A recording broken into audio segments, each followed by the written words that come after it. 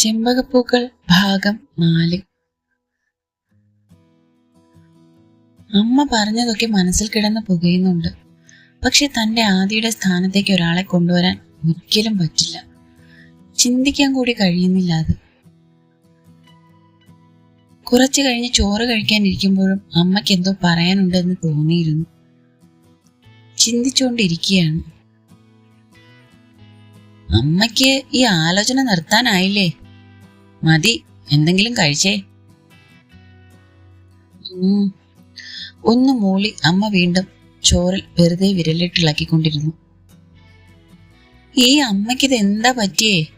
ദേ, എനിക്ക് ദേഷ്യം വരുന്നുണ്ട് കേട്ടോ. ഇത്തിരി ദേഷ്യം കലർത്തി തന്നെ പറഞ്ഞതും അമ്മ അവന്റെ മുഖത്തേക്ക് തന്നെ നോക്കിയിരുന്നു. അമ്മയ്ക്ക് എന്നോട് വേറെ എന്തെങ്കിലും പറയാനുണ്ടോ? ഇല്ലല്ലോ. ഹേയ്, അങ്ങനല്ല, എന്തോ ഉണ്ട്. ആ, എന്നാ ഒരു കാര്യം പറയാനുണ്ട്. എന്താ, വേഗം പറഞ്ഞോ. കുറെ നേരമായി ആലോചിച്ചു കൂട്ടണതല്ലേ. മോനെ കിച്ചു, അത് നീലുമോളെ കാണാൻ ഒരു കൂട്ടര് ഞായറാഴ്ച വരുന്നുണ്ടത്രേ. ചോറിൽ കുഴച്ചുകൊണ്ടിരുന്ന അവന്റെ കൈകൾ പൊടുന്നനെ നിശ്ചലമായി. മോളുടെ മുഖമാണ് മനസ്സിലൂടെ മിന്നിമാഞ്ഞു പോയത്. അവള് പോയാൽ തന്റെ മോള്? പെട്ടെന്ന് വന്ന ചിന്തയെ തിരുത്തി. അവളെ കണ്ടിട്ടൊന്നും അല്ലല്ലോ താൻ മോളെ വളർത്തിയത്. നീ ഒന്നും പറഞ്ഞില്ലല്ലോ. ഞാനെന്ത് പറയാൻ? പെമ്പിള്ളേരായ കല്യാണാലോചനയൊക്കെ വരും. പറ്റിയതാണേല് കല്യാണം നടക്കുകയും ചെയ്യും. പീതാംബരൻ ചേട്ടന്റെ മോളെ അങ്ങനെ കെട്ടിക്കുന്നു. അതിനിപ്പോ എന്താ? നിനക്ക് ഒരു വിഷമോ ഇല്ലേ? ഇത് കൊള്ളാം. എനിക്കെന്തിനാ വിഷമം? നീലുമോള് പോയാ നമ്മുടെ പൊടിമോളുടെ കാര്യോ? അത് ശരി. മോളുടെ കാര്യവും പറഞ്ഞ് പിന്നെ ആ പെണ്ണിനെ ഇവിടെ പിടിച്ചു നിർത്തിയാൽ മതിയോ? അവൾക്കൊരു ജീവിതം ഉള്ളതല്ലേ. അവൾക്ക് മോളെ പിരിയാൻ പറ്റില്ലെന്നാ പറയണേ. നെഞ്ചിലെന്തോ കൊളുത്തി വലിക്കും പോലെ തോന്നിയവന്. അതൊക്കെ അവള് വെറുതെ പറയണതാ. അവൾക്കൊരു ജീവിതമൊക്കെ ആവുമ്പോ എന്റെ പൊടിമോളെ തിരിഞ്ഞു നോക്ക പോലും ഇല്ല. അത് നിനക്ക് തോന്നണതാ കിച്ചു. അവളെ നിനക്ക് അറിയാഞ്ഞിട്ടാ. അമ്മയ്ക്കിപ്പോ എന്താ വേണ്ടേ? അവളെ പെണ്ണ് കാണാൻ വരണവരോട് ഞാൻ പോയി മുടക്കണോ? എന്നിട്ട് അവൾ അവളുടെ ജീവിതവും കളഞ്ഞ് ഇവിടെ പൊടിമോളയും കെട്ടിപ്പിടിച്ചിരിക്കണോ? അതൊന്നും വേണ്ട. ഞാനൊരു കാര്യം പറഞ്ഞ നീ കേക്കോ? എന്താ? നീലുമോളെ ഇങ്ങോട്ട് കൊണ്ടുവരണം. എന്തിന്? പൊടിമോളുടെ അമ്മയായിട്ട് നീലു ഇവിടെ വേണം, നിന്റെ ഭാര്യയായിട്ടും. അമ്മയെ വീഴ്ച നോക്കിയിരുന്നു അവൻ കുറച്ചു നേരം. പിന്നെ ഒന്നും പറയാതെ എഴുന്നേറ്റ് പോയി. അവന്റെ കണ്ണ് നിറഞ്ഞിരുന്നത് ആ അമ്മ കണ്ടിരുന്നു.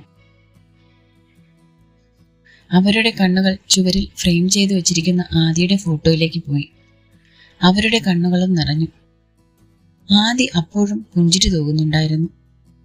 തുറന്നിട്ട ജനലിലൂടെ വന്ന ഒരു ഇളം കാറ്റ് പൊടിമോളെ തഴുകി കടന്നുപോയി. ആദി, അമ്മ പറഞ്ഞത് കേട്ടോ നീ? അവളെ, ആ നീലിമയെ നിന്റെ സ്ഥാനത്തേക്ക് കൊണ്ടുവരണമെന്ന്. എനിക്ക് കഴിയോടി അതിന്? പൊടിമോളുടെ അമ്മ, അതെന്നും നീ തന്നെയല്ലേ ആദി? ആരൊക്കെ അവളെ സ്നേഹിച്ചാലും നീ ഉണ്ടായിരുന്നെങ്കിൽ അവളെ സ്നേഹിക്കുന്ന പോലെ ആവോ? എനിക്ക് പറ്റില്ല ആദി. അവന്റെ കണ്ണുകൾ ഈറനായി. അടുത്ത് കിടക്കുന്ന കുഞ്ഞിനെ അവൻ ചേർത്ത് പിടിച്ചു. കാലത്ത് എഴുന്നേൽക്കുമ്പോൾ കണ്ണ് തീരെ പൊന്തുന്നുണ്ടായിരുന്നില്ല നീലിമയ്ക്ക്. ഇന്നലെ രാത്രി ഉറങ്ങാഞ്ഞത് കൊണ്ടോ അതോ രാത്രി മുഴുവൻ കരഞ്ഞത് കൊണ്ടോ? ഇവിടം വിട്ടുപോകുന്ന കാര്യം ഓർക്കാൻ പോലും വയ്യ. അച്ഛനെ കാണാതെ, പൊടിമോളെ കാണാതെ, ലക്ഷ്മി അമ്മയെ കാണാതെ, കിച്ചേട്ടനെ കാണാതെ തനിക്ക് പറ്റുമോ? ഒരു വട്ടമെങ്കിലും ഒന്ന് കാണാനാണ് അങ്ങോട്ട് എന്തെങ്കിലും പറഞ്ഞ് ഓടിച്ചെല്ലുന്നത്. മോൾ ഇവിടെയാണെങ്കിലും കിച്ചേട്ടൻ വരുന്ന നേരത്തിന് ചിലപ്പോൾ താൻ അവിടെ ഉണ്ടാവും. ഞായറാഴ്ച അവിടെ ഉണ്ടാവുമെന്നറിഞ്ഞിട്ടും തട്ടിയും മുട്ടിയും നിൽക്കും ഒന്ന് കാണാൻ. തന്നെ കാണുമ്പോൾ എപ്പോഴും ആ മുഖത്ത് ദേഷ്യം കൊണ്ട് ചോക്കുന്നത് കാണാം. എന്നാലും എന്തെങ്കിലും പറഞ്ഞ് ചൊറിയുന്നത് തന്നോട് എന്തെങ്കിലും സംസാരിക്കുമല്ലോ എന്ന് കരുതിയിട്ടാ. പക്ഷേ ഇപ്പോ എല്ലാം ഒരു ഓർമ്മയാക്കി തന്നെ ഇവിടെ നിന്ന് പറഞ്ഞയക്കാൻ പോവും അച്ഛൻ. ഒരിക്കലും ലക്ഷ്മിയമ്മ കിച്ചേട്ടന് വേണ്ടി തന്നെ ചോദിക്കില്ല. കണ്ണൊക്കെ വീണ്ടും നിറയാൻ തുടങ്ങിയപ്പോൾ എഴുന്നേറ്റ് പോയി മുഖം കഴുകി. വീണ്ടും കിടക്കാൻ തോന്നിയതാ. പക്ഷെ അച്ഛന് ചോറ് കൊണ്ടുപോകണം, എന്തെങ്കിലും കഴിച്ചിട്ടും പോണം. കിടന്നാ പിന്നെ അച്ഛൻ കാലത്ത് പട്ടിണിയാവും. വയ്യെങ്കിൽ മോളൊന്നും ചെയ്യണ്ടെന്ന് പറഞ്ഞിട്ട് കുക്കറിൽ ഇത്തിരി കഞ്ഞി വെച്ചിട്ട് അതും വാർത്ത് എന്തേലും അച്ചാറും എടുത്തിട്ട് പോകും ആള്. വയറുവേദന വരുന്ന ദിവസങ്ങളിൽ അച്ഛൻ്റെ ഫുഡ് അതാ. ഒന്നും ചെയ്യാൻ അച്ഛൻ സമ്മതിക്കുകയില്ല. വയ്യെങ്കിൽ കിടന്നോന്ന് പറയും. ബാക്കിയുള്ള കഞ്ഞി തനിക്കെടുത്ത് വെച്ചിട്ട് പോകും. ചിലപ്പോ ലക്ഷ്മിയമ്മയുടെ വീട്ടിൽ നിന്ന് കഴിക്കാറുള്ളത് അറിയാം അച്ഛന്. എന്നാലും പീരീഡ്സ് ആയിട്ടിരിക്കുമ്പോൾ അങ്ങോട്ട് പോകണ്ടെന്ന് പറയും. അവർക്ക് ചിലപ്പോ ഇഷ്ടപ്പെട്ടില്ലെങ്കിലോ ഒന്നും. തനിക്ക് അങ്ങനെ തോന്നിയിട്ടില്ലെങ്കിലും അച്ഛൻ പറഞ്ഞതല്ലേ എന്ന് വിചാരിച്ച് പോവില്ല. അപ്പോ പൊടിമോൾ ഇങ്ങോട്ട് വരും. വീണ്ടും ആലോചന മുഴുവൻ അവരെ പറ്റി തന്നെയാണെന്ന് ഓർത്തതും പല്ല് തേച്ച് വേഗം ഇറങ്ങി ബാത്റൂമിൽ നിന്ന്. അടുക്കളയിൽ ചെല്ലുമ്പോൾ അച്ഛൻ എഴുന്നേറ്റ് കുക്കർ അടുപ്പത്ത് വെക്കാനുള്ള പരിപാടിയാണ്. അച്ഛാ മാറിക്കേ, ഞാൻ ചെയ്തോളാം. ആ, നീ എണീറ്റ് വന്നോ? വയ്യെങ്കിൽ കിടന്നോ, ഞാൻ ചെയ്തോളാം. എനിക്ക് കുഴപ്പമൊന്നുമില്ല അച്ഛാ. അത്രമാത്രം പറഞ്ഞ് പണികളിലേക്ക് കടന്നു. പീതാംബരൻ മകളെ ഒന്ന് നോക്കി പുറത്തേക്ക് പോയി. അടുപ്പിലേക്ക് പാല് വെച്ച് തിളയ്ക്കുന്നത് നോക്കി നിന്നു. ഒന്നും ചെയ്യാൻ മനസ്സ് വരുന്നില്ല. നാളെ കഴിഞ്ഞ് മറ്റന്നാളാണ് അവര് വരുന്നത്.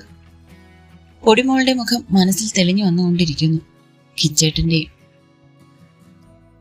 ഒരിക്കലും നടക്കാത്ത കാര്യമാണ് താൻ ആഗ്രഹിച്ചുകൊണ്ടിരിക്കുന്നതെന്നറിയാം. ആദി ചേച്ചിയുടെ സ്ഥാനത്തേക്ക് ഒരിക്കലും ആ മനുഷ്യൻ തന്നെ കൂട്ടില്ല. കണ്ണൊക്കെ വീണ്ടും പുകയാൻ തുടങ്ങി. അച്ഛൻ പോയി കഴിഞ്ഞതും റൂമിൽ വെറുതെ ഇരുന്നു. മോളെ കാണാൻ പോകണമെന്നുണ്ട്. പക്ഷേ ലക്ഷ്മിയമ്മയോട് അങ്ങനെ പറഞ്ഞതുകൊണ്ട് അവരെന്താ കരുതിയിട്ടുണ്ടാവുക? അതോർക്കുമ്പോൾ അങ്ങോട്ട് പോകാനൊരു മടി. മോള് തന്നെ നോക്കിയിരിക്കുന്നുണ്ടാവും. 3 വയസ്സുണ്ടെങ്കിലും ഒറ്റയ്ക്കൊന്നും ആൾ ഇങ്ങോട്ട് വരില്ല. കിച്ചേട്ടനെ പേടിച്ചിട്ടാ. ഒറ്റയ്ക്ക് നടന്ന കിച്ചേട്ടൻ വഴക്കു പറയും. ഒരു കണക്കിന് അത് നന്നായി. ഇപ്പോഴത്തെ കാലല്ലേ. കുറച്ചു കഴിഞ്ഞപ്പോൾ തന്നെ ഫോണിൽ ലക്ഷ്മിയമ്മയുടെ വിളി വന്നു. എന്താ ചെല്ലാത്തതെന്ന് ചോദിച്ചിട്ട്. പിന്നെ അവിടെ ഇരിക്കാൻ തോന്നിയില്ല. പുറകിലെ ചെറിയ ഗേറ്റ് വഴി ചെല്ലുമ്പോൾ അടുക്കളപ്പുറത്ത് നോക്കി നിൽക്കുന്നുണ്ട് ലക്ഷ്മിയമ്മ. എന്തേ വരാഞ്ഞേ? അച്ഛൻ പോവാൻ നേരം വൈകിയോ? ഇല്ല, ഞാൻ വയ്യാത്ത പോലെ തോന്നി, കിടക്കായിരുന്നു. ഇവിടെ കിടന്നോ മോളെ, വയ്യാണ്ട് അവിടെ ഒറ്റയ്ക്ക് കിടക്കണ്ട. വെറുതെ ഒന്ന് ചിരിച്ചു അവൾ. ഇവിടെ പൊടിമോക്കും വയ്യ. അയ്യോ, എന്താ പറ്റിയേ? വെപ്രാളത്തോടെ ചോദിച്ചു പോയി. ഇന്നലെ രാത്രി തുടങ്ങിയതാ പനി. അത് കാരണം കിച്ചു പോയിട്ടില്ല. മോളെ ആശുപത്രിയിൽ കൊണ്ടുപോവാൻ റെഡിയാവുന്നുണ്ടായിരുന്നു. മുറിയിലേക്ക് ഓടാൻ നിന്നവൾ അത് കേട്ടതോടെ ഒന്ന് ശങ്കിച്ചു നിന്നു. എനിക്ക് കൂടെ പോവാൻ വയ്യ. ഇന്നലെ തീരെ വയ്യായിരുന്നു നീലുമോളെ. കാലൊക്കെ കടഞ്ഞിട്ട് ഉറങ്ങിയിട്ടില്ല. ഇന്നലെ രാത്രി മുഴുവൻ അവൻ എടുത്തോണ്ട് നടക്കായിരുന്നു മോളെ. ഞാൻ മോളെ ഒന്ന് പോയി നോക്കിക്കോട്ടെ? ഇതിപ്പോ നല്ല കാര്യായി. എന്നോട് ചോദിച്ചിട്ട് വേണോ കുട്ടി നിനക്ക് നിന്റെ മോളെ പോയി കാണാൻ? ചിരിയോടെ ലക്ഷ്മിയമ്മ പറഞ്ഞതും ഉള്ളിലൊരു തണുപ്പ് വീണിരുന്നു. എന്റെ മോള്, അതെ എന്റെ മോള് തന്നെയാ. മനസ്സിൽ ഒരു വിട്ടുകൊണ്ട് കിച്ചുവേട്ടന്റെ റൂമിലേക്ക് നടന്നു. അവിടെ ചെല്ലുമ്പോൾ മോള് കട്ടിലിൽ കിടക്കുന്നുണ്ട്. കിച്ചുവേട്ടൻ കബോർഡിൽ എന്തോ തിരയുകയാണ്. കബോർഡിൽ നിന്ന് പേഴ്സ് എടുത്തിട്ട് പോക്കറ്റിലേക്ക് വെച്ച് തിരിയുമ്പോഴാണ് അവൻ നീലിമയെ കാണുന്നത്. എന്താണെന്ന അർത്ഥത്തിൽ അവൻ അമർത്തിയൊന്ന് മൂളി. ഞാൻ മോളെ കാണാൻ അവൾക്ക് വയ്യെന്ന് ലക്ഷ്മിയമ്മ പറഞ്ഞു. വെറുതെ ഒന്ന് മൂളിയിട്ട് അവൻ മോളെ എടുത്ത് തോളിലേക്കിട്ടു. റൂമിന്റെ വാതിൽക്കിലേക്ക് വരുന്നത് കണ്ടതും അവൾ ഒഴിഞ്ഞു മാറി നിന്നു. ഞാനും വന്നോട്ടെ ഹോസ്പിറ്റലിലേക്ക്? വേണ്ട. ഉടൻ മറുപടി വന്നിരുന്നു. അത് പ്രതീക്ഷിച്ചിരുന്നെങ്കിലും ഉള്ളിൽ ഒരു വിഷമം തോന്നി. കണ്ണ് നിറഞ്ഞുപോയി. കിച്ചു, അവളും കൂടെ വന്നോട്ടെ. മോൾക്ക് ഛർദി എങ്ങാനും വന്നാലോ? നിന്നെ കൊണ്ട് ഒറ്റയ്ക്ക് പറ്റില്ല. അമ്മ പറഞ്ഞത് കേട്ട് അവൻ തിരിഞ്ഞു നോക്കി. എന്റെ മോളെ നോക്കാൻ എനിക്കറിയാം. ആയിക്കോട്ടെ, നീ നോക്കിക്കോ. ഇപ്പൊ മോൾക്ക് വയ്യാത്തതാ. ഒരാൾ കൂടെ ഉള്ളത് നല്ലതാ. നീ അവളെ കൂടെ കൊണ്ടുപോ. അമ്മ പറഞ്ഞതുകൊണ്ടോ എന്തോ മറുപടി ഒന്നും പറയാതെ വെറുതെ ഒന്ന് മൂളിയിട്ട് അവൻ കാറിന്റെ അടുത്തേക്ക് ചെന്നു. മോള് ചെല്ല്, ചിരിയോടെ ലക്ഷ്മിയമ്മ പറഞ്ഞു. കണ്ണ് നിറച്ചുകൊണ്ട് കാറിന്റെ അടുത്തേക്ക് ചെന്നു. എന്നിട്ട് കിച്ചുവിന്റെ കയ്യിൽ നിന്നും മോളെ വാങ്ങി കയ്യിൽ പിടിച്ചു. കണ്ണടച്ച് കിടക്കുകയാണെങ്കിലും കുഞ്ഞ് നീലുമ്മ എന്നൊന്ന് വിളിച്ചു.